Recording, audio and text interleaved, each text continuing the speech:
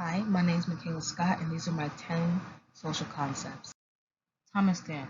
If people define certain things to be real, they become real and so do the consequences. So one example that I have is the European beauty standards that are pushed upon America greatly, um, created by white men. Um, so in this example, this is a black woman who has her curly hair out on the other side.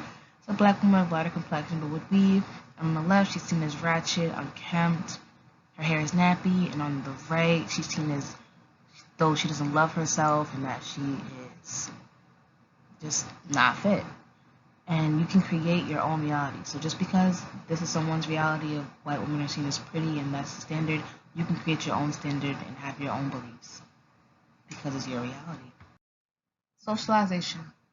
The process by which beliefs, attitudes, and values being passed down to others in society. So some groups of socialization could be school, family, and peers. One example that I don't like at all is the media because it tends to push many false narratives about people in different situations that might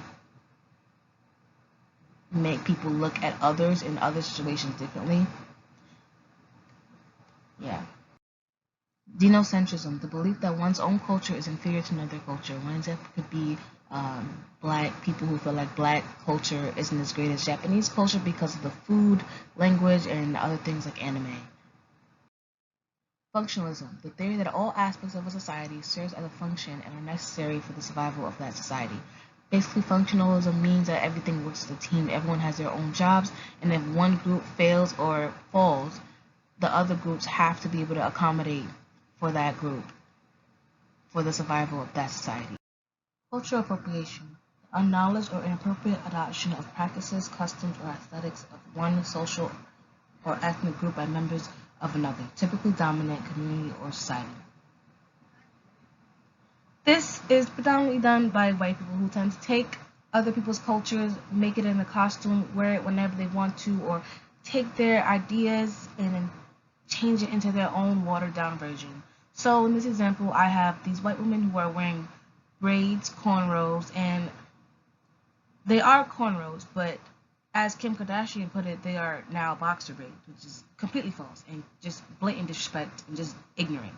Um, Another example is this white man saying he's honoring their culture but wearing traditional headscarves that shouldn't be worn as a costume. Or this afro, which they now made it into a zigzag puff, whatever that is. Ethnocentrism, the belief that one's own culture is superior to another culture. One example that I have is Manifest Destiny, basically saying that white is right in the fact that it was their God-given right to go and kill millions of people and take over land because their culture was superior. Deviant describes actions or behaviors that violate social norms, including formal rules as well as rejecting folkways and mores. So in this example, I have this little baby or whatever trying to enter, even though it says no entry. Another form of deviance could be crime. It's just what goes against the norms and the laws and rules. So in this example, on the other side, I have this man who has bright red hair, tattoos all over his face, and piercings as he should. But in society and other social settings, it's seen as crazy, weird, just different because he goes against the norms. And that's perfectly okay. Counterculture, a cultural group or subculture whose values and norms reject or go against the mainstream culture. So this, on the left side, we have the KKK, basically going against the mainstream culture that everyone is created equal and that black people deserve justice. Crazy, I know, right? Anywho, we have the Black Panther Party, as they should. Look at them. Look great. Which is basically a party that was created during like Jim Crow, segregation, whatever, because the mainstream culture then was that black people were less than. They were seen as animals. They were unable to go to the same bathrooms, go in the same schools. Just conflict theory, the theory that society is in a state of perpetual conflict because of the competition for limited resources. So as you can see, this man, he's very greedy, probably a dictator, and all his servants are trying to drink out of the same juice. So is he, but he has a lot. but everyone's fighting for that resource. And lastly, we have culture, material and non-material. Material culture refers to the relationship between artifacts and social relations, and non-material culture refers to beliefs, values, and traditions that aren't objects.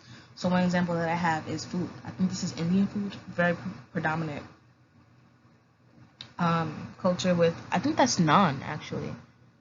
But it's really good, really bomb, defines their culture and what they believe in. Yeah, and on the right we have non-material culture, which is language. Language is used to